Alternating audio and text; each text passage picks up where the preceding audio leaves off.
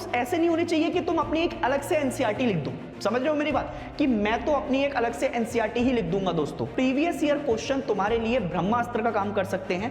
Previous year question को आपको पकड़ लो, अगर कहीं पर एग्जांपल नीडेड है तो उसको जरूर लिख कर आइए। ये टिप आपको मैं दे रहा हूं कि साइकोलॉजी का पेपर मोस्टली आपका क्या आता है, डायरेक्ट आता है, सीधे एनसीईआरटी से उठकर आता है। क्या हाल चाल है सभी के, मैं अभिषेक पांडे स्वागत करता हूं आपका इस बहुत ही बेहतरीन सी वीडियो के अंदर। आई होप कि अब बच्चे क्लास 12th में आ चुके होंगे और बहुत सारे बच्चे जिनके पास psychology as an optional subject है वो बहुत देर से इंतजार कर रहे होंगे कि सर पूरे YouTube पर कोई ऐसा बंदा तो आपका मिल जाना चाहिए जो हमें यह बता दे कि अगर हम अपनी क्लास 12th में ये कर लें तो शायद उससे हमारे अच्छे नंबर आ जाएं और हम बहुत अच्छे लेवल तक आपका इसको कवर कर लें। तो पहली बात तो वो बच्चे जो कि साइंस में हैं और कहीं कॉमर्स में हैं और उन्होंने साइकोलॉजी ऑप्ट किया है तो आप बहुत अच्छी डायरेक्शन में जा सकते हैं। साइंस वाले बच्चों को हमेशा ही डर रहता है कि अगर मैं साइकोलॉजी में अपना कैरियर बनाने की सोचूंगा तो सिर्फ मेरे पास आपका बीए एमए करने का होगा, पर यह सच नहीं है क्योंकि आप साइकोलॉजी के अंदर बीएससी और एमएससी भी कर सकते हैं दोस्तों, ठीक है। और अगर आप इसके बारे में डिटेल्ड में जानकारी चाहते हैं तो कमेंट सेक्शन आपके लिए खुला हुआ है। मुझे बताइएगा कि कैरियर अपॉर्चुनिटीज अगर आप जानना चाहते हैं कि साइकोलॉजी में क्या क्या है तो कमेंट सेक्शन में लिख के दीजिएगा, मैं आपके लिए उसके लिए अच्छी सी एक वीडियो बना के दे दूंगा। तो अभी का हमारा टारगेट क्या है कि आप ऐसा क्या करें अपनी क्लास 12th में, जैसे ही आपने क्लास 12th शुरू की है तो आपके पास पूरे 100 में से 100 नंबर लाने की अपॉर्चुनिटी है, तो आप ऐसा क्या करके ले जाएं। तो सबसे पहले तो मेरा एक बहुत छोटे छोटे आपके पास सजेशंस है। आप अगर क्लास 12th में आए हैं तो क्लास 12th में साइकोलॉजी बहुत बड़ा सिलेबस नहीं लेकर बैठता है। ये तुम्हारे पास एक अचीवमेंट है, अपॉर्चुनिटी है। आपके पास सिलेबस बहुत बड़ा है बट साइकोलॉजी आपको परेशान नहीं करेगा क्योंकि सिलेबस के नाम पर बहुत छोटा सा सिलेबस है और अगर आप उसको अच्छे लेवल पर कवर करते हुए चले जाएं तो ये मानिएगा कि आप पूरे के पूरे नंबर लेकर आ सकते हैं। बट उसके लिए आपको क्या करना पड़ेगा, build strong basics in class 12th, क्योंकि यही आपके स्ट्रॉन्ग रिलेशंस, स्ट्रॉन्ग बेसिक्स आगे जाकर भी आपके काम आने वाले हैं। उसके लिए आपको क्या करना है, आपको अभी से स्किल्स डेवलप करनी है। जैसे आप प्रैक्टिकल्स में आपका बहुत ज्यादा एंगेज रहिए थोड़ा सा, ठीक है। आप समझिए कि कैसे कोई प्रैक्टिकल कंडक्ट किया जा रहा है, लिसनिंग एबिलिटी को आपका अच्छा कीजिए, ह्यूमन बिहेवियर आपके समझने की कोशिश कीजिए। दूसरी इंपॉर्टेंट बात, अभी ये समय है जहां पर आप ये काम कर सकते हो क्योंकि अभी बिल्कुल एकदम क्लास की शुरुआत हो रही है। अपनी एनसीईआरटी बुक्स को और जो इंट्रोडक्टरी है साइकोलॉजी बुक्स की उसको पढ़िए। अगर सिर्फ क्लास 12th आपका मकसद है तो स्टिक टू एनसीईआरटी, ये मैं आपका बार बार बोलता हूं। अगर सिर्फ आप क्लास 12th में साइकोलॉजी रखना चाहते हैं उसके बाद भाड़ में जाए तो फिर आपको क्या करना है, सिर्फ और सिर्फ एनसीईआरटी पर स्टिक कर जाना है। दूसरी इंपॉर्टेंट चीज जो मैं आपको बताता हूं और फिर से बोल रहा हूं कि अगर आप साइंस और कॉमर्स से भी आते हैं तो आपको सबसे पहले क्या काम करना है, आपको सिलेबस को जरूर पढ़ना है, उसकी अंडरस्टैंडिंग बहुत मस्ट होनी चाहिए। ये ह्यूमैनिटीज वाले बच्चों के लिए भी है।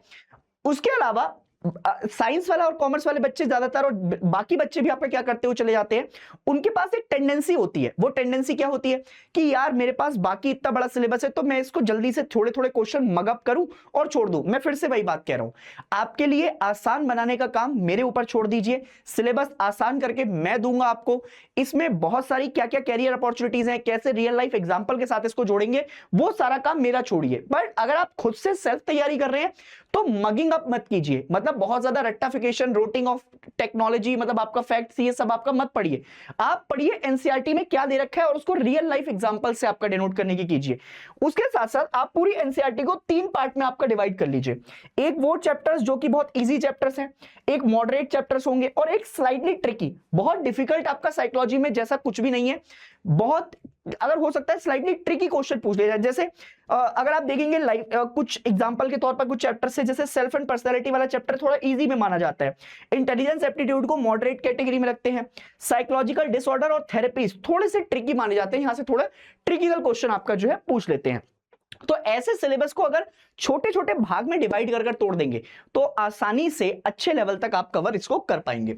उसके साथ साथ बार बार एक ही अप्रोच के ऊपर फोकस कर रहा हूं, stick to NCERT, it is the best way to bring good marks in psychology class 12th, ठीक है। और उसमें भी एनसीईआरटी आपका वेपन होना चाहिए। कम से कम एनसीईआरटी को 2 से 3 बार पढ़ लीजिए। 2 से 3 बार पढ़ने के बाद अपने खुद से आपका क्या करना है, हाईलाइट करने हैं डेफिनेशंस को, कीवर्ड्स हाईलाइट करते हुए चलिए। अगर कहीं पर एग्जांपल्स नीडेड हैं तो उसको जरूर लिख कर आइए। ये टिप आपको मैं दे रहा हूं कि साइकोलॉजी का पेपर मोस्टली आपका क्या आता है, डायरेक्ट आता है, सीधे एनसीईआरटी से उठकर आता है, बस कुछ थोड़ा बहुत ट्विस्ट करेगा वो, वरना डायरेक्टली पेपर आपको कैसा दिखाई देगा, सीधे सीधे एनसीईआरटी से आपका दिखाई देता है। तो इसके लिए आप क्या कीजिए, एनसीईआरटी बेस पर आपका फोकस कीजिए। अभी आपके पास वो टाइम है जहां पर आप शॉर्ट नोट्स के ऊपर फोकस कर सकते हैं। अगर आपने शॉर्ट नोट्स के ऊपर फोकस किया है तो शॉर्ट नोट्स ऐसे नहीं होने चाहिए कि तुम अपनी एक अलग से एनसीईआरटी लिख दो। समझ रहे हो मेरी बात, कि मैं तो अपनी एक अलग से एनसीईआरटी ही लिख दूंगा दोस्तों, ठीक है। नहीं नहीं नहीं नहीं, एक एक लाइन लिख रहा हूं। शॉर्ट नोट्स का मतलब होता है पूरे चैप्टर को एक पेज में या दो पेज में समराइज कर देना, तो उसी को हम शॉर्ट नोट्स कहते हैं। उसमें किस किस चीज के ऊपर फोकस करना है आपको, कोई इंपॉर्टेंट डेफिनेशन दिखाई दे रही है चैप्टर के अंदर, वो लिख लो। कोई की पॉइंट है उसको बुलेट फॉर्म में लिख लो। अगर कोई डायग्राम फ्लो चार्ट, जैसे इंटेलिजेंस में, थेरेपीज में, इनमें ज्यादातर आपका फ्लो चार्ट बहुत अच्छे बन जाते हैं, तो उसको थोड़ा सा आपका फ्लो चार्ट वाले केसेस में लेकर चलते रहो। उसके साथ साथ आपको की पॉइंटर्स क्या याद रखने हैं। अब मैं बार बार इस चीज को बोल रहा हूं, ये जो कुछ चैप्टर हैं जैसे intelligence, aptitude, self and personality, psychological disorder, attitude and social cognition, ये वाले कुछ चैप्टर्स हैं जहां पर आपका स्कोरिंग आपको मिलेगी फॉर्म। तो आपको क्या करना है, इसमें ज्यादातर केस स्टडीज को फोकस करना है, केस बेस्ड स्टडी आंसर्स को फोकस करना है। अगर आप ये करते हुए चलते हैं तो जैसे आपके बाकी सब्जेक्ट में केस बेस्ड स्टडी इंपॉर्टेंट रहती है, ऐसे साइकोलॉजी में भी केस स्टडीज आपके बहुत इंपॉर्टेंट रहते हैं। उसके साथ साथ आपको क्या करना है, practice answer writing. Answer writing क्यों बोल रहा हूं, क्योंकि बच्चा एंड टाइम पर आंसर राइटिंग करता है और ज्यादातर बच्चे आंसर राइटिंग की हैबिट में ही नहीं रहते। तो आप क्या करते हैं, आपको आता सब कुछ होगा बट आप लिख नहीं पाएंगे, ठीक है, क्योंकि लिखने की आदत नहीं होगी, कुछ ना कुछ भूल जाएंगे। तो शुरू से कम अगर एक एक चैप्टर आपका खत्म हो रहा है तो एक चैप्टर से जितने भी इंपॉर्टेंट क्वेश्चन आ रहे हैं उसकी आंसर राइटिंग जरूर कर लीजिए।